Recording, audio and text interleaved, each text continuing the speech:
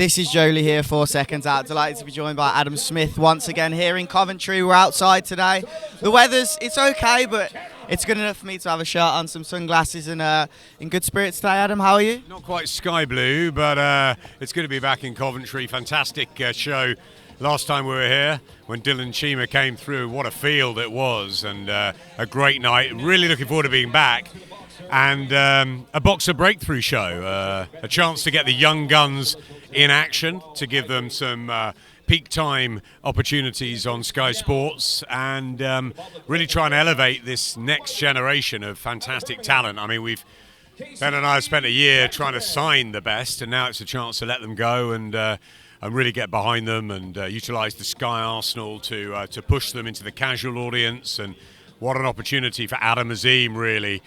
I know Sam Eggington headlines the show, and absolutely he's a fearless warrior, tough guy, and we know him very well in a good fight. But I think this is also a chance for the young to really come through. So Adam, we're right behind, and we're going to give him a big peak time slot. Adam Azim, a fantastic talent, possibly a wonder kid, and really, really excited about him.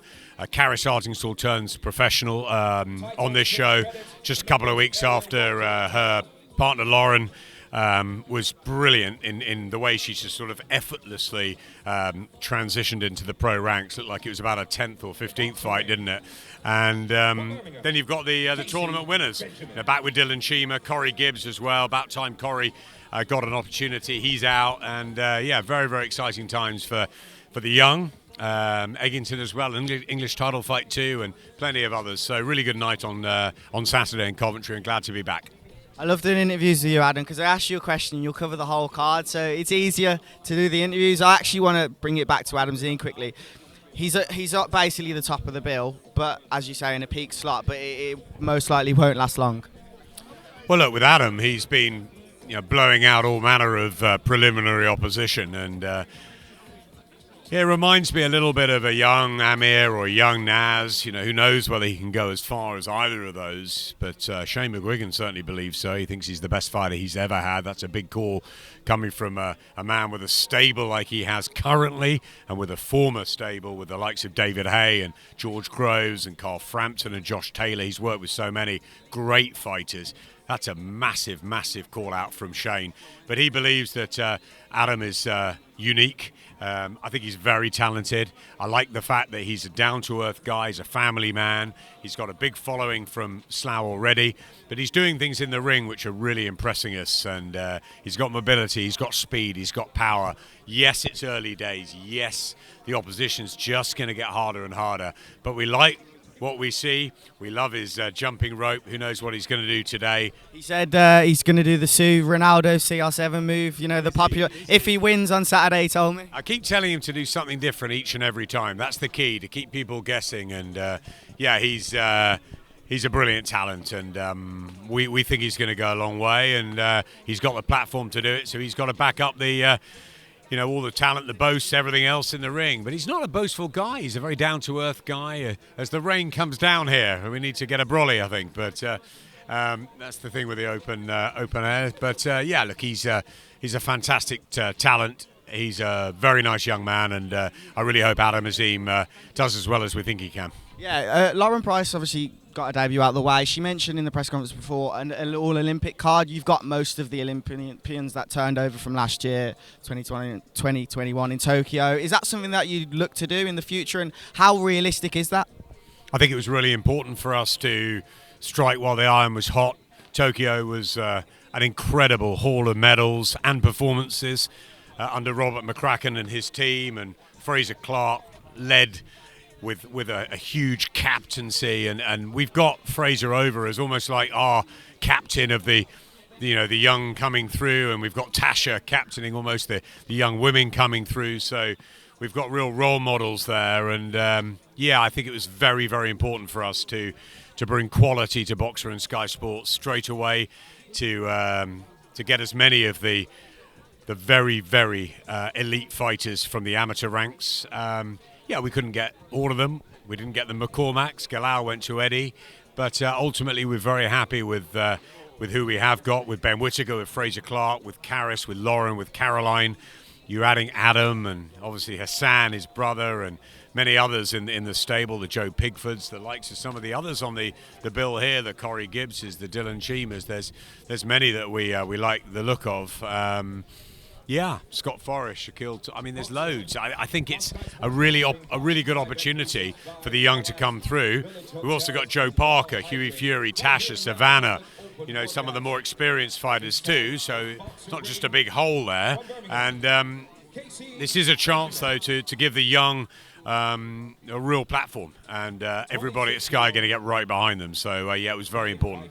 Sam Eggington, always in exciting fights. We can expect another good one this week. Of course, you know, he's been with us for quite a long time, in and out. He's had different deals, Sam, but we always love having Sam Eggington on our channel. Value for money, entertainment. He's been absolutely brilliant, Sam, so looking for another big night from him too. Okay, so we'll carry on by starting with actually a fight on this card again. Wilson Ben Denny. I was at the first fight on Hennessy Sports Show, of course, and it was a fantastic fight. Probably fight of the night that night, and obviously you've chose to have a lot of English title fights on Sky now, and this is another rematch that's going to be, I think it's going to be a great fight. Firstly, big apologies that we were moved on, but this is the adaptability of an event like this. Yeah, really good English title fight. We saw it first time around, curtailed too soon. What a chance for the pair of them on this sort of platform to go at it again. So really good early fight on the live broadcast, and yeah, it's a 50-50, and that's what we like. We thought that was going to happen the other night with Zach Chelly and Jermaine Brown, and Zach came of age, so you don't know how these things are going to go, but we're committed to putting on really good English, British title fights, good domestic scraps where there's so much pride and you know, and importance at stake for the fighters. They give it everything, and that's what we want to see on Sky. Okay, so moving on to the big news in boxing, obviously, over the last week, or just over a week ago, AJ announced his long-term deal with DAZN. How do you feel about that? How disappointed that, you know, the rematch isn't going to be on Sky Sports Box Office? You have your ups and downs in this business, don't you? Of course, I was very disappointed from a personal point of view. I'm very close to AJ, to his team, and professionally as well. A fantastic fit with Anthony and Sky over the last decade, and yeah, very sort of sad news in one way, and sort of telling the team, and people got, you know, you get very close to fighters, and so, but you have to be realistic, and that is that every fighter has a short window in their career, whether you're Anthony Joshua or whether you're, I don't know, Adam Azim starting or whatever level you're at. You've got to be selfish, and you've got to take the right decisions that you believe will be there for your friends and family, and for your, you know, your future. Spencer Oliver's around us today. We all know his career got curtailed very early on, and you never know what's around the corner. So I think you have to be selfish. And I think AJ's obviously taken the decision that he believes is right. It must have been a very difficult one, because it was a huge offer from us, a huge offer from DAZN, obviously, and you know, you've got to look at it and assess it. But they made their decision. They've decided to join DAZN. It's been a very professional sort of exit in that point of view. We still work, you know, closely with AJ's 258 management team, with Ben and with Fraser and with Shannon. So, and we'll continue to do that. As far as Anthony goes, I've spoken to him or had a lot of messages from him in the last couple of weeks, and a lot of personal messages to my family, and which is nice, and we'll continue to be in his corner both personally and professionally.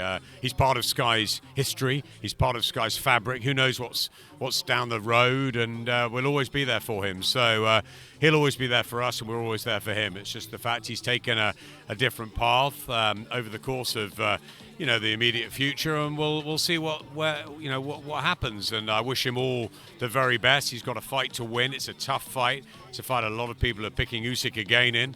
It's a big fight for the heavyweight boxing picture, obviously, and it's a fight on August the 20th we'll all be tuning in for. It's a long-term deal he's signed, but obviously not a career deal. What do you think of long-term, not career? I don't know the ins and outs of it. That's not for me. That's for AJ's management team. It's for DAZN. It's for Joe Markowski and the guys. And well done to them for securing AJ for DAZN. And obviously very important for their business. And let's see how how that goes, how that develops. And obviously Anthony will be a key part of their their immediate and long-term future, and let's see how that all sort of unfolds. We'll miss him, but it's a chance for us to open the doors for box office stars of the future, and we relish that. It's a new challenge, and as much as we'll support AJ from afar, we've got to look after our own business and make sure that we get the right fights, the right fighters, and the stars of the future to come through on the box office platform that's been so good to AJ. One more on that. Robert Garcia, obviously, he's been working with, I think, since December or something like that.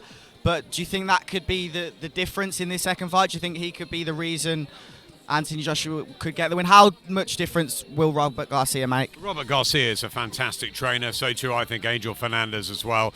But so too is Robert McCracken. Ultimately, it's down to the fighter himself to implement the tactics. And Robert and Angel and AJ are going to have to get their tactics absolutely spot on. Obvious, they're going to have to use their physical size. They're going to have to try and back Usyk up into corners and not give him the room they allowed him in the first fight. But is that going to play more into Usyk's hands as well? Is he's such a great pure boxer, Alexander, that he'll start favourite in most people's books to win again, and maybe win even more emphatically. But you listen to Eddie and the team, and they're absolutely adamant that AJ will become a 3-time heavyweight champion, and who back against him after what he did to Andy Ruiz?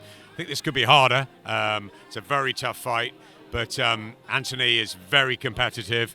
He's a happy fighter at the moment, which makes him a very, very dangerous fighter, and he'll need to be. And who knows how the whole terrible Ukraine situation is affecting Alexander personally, and we'll see how his camp goes. It's a new fight, it's the second fight, so I'm fascinated, and we'll see where it lands. And we know it's August 20th in Saudi, and I can't wait to watch it.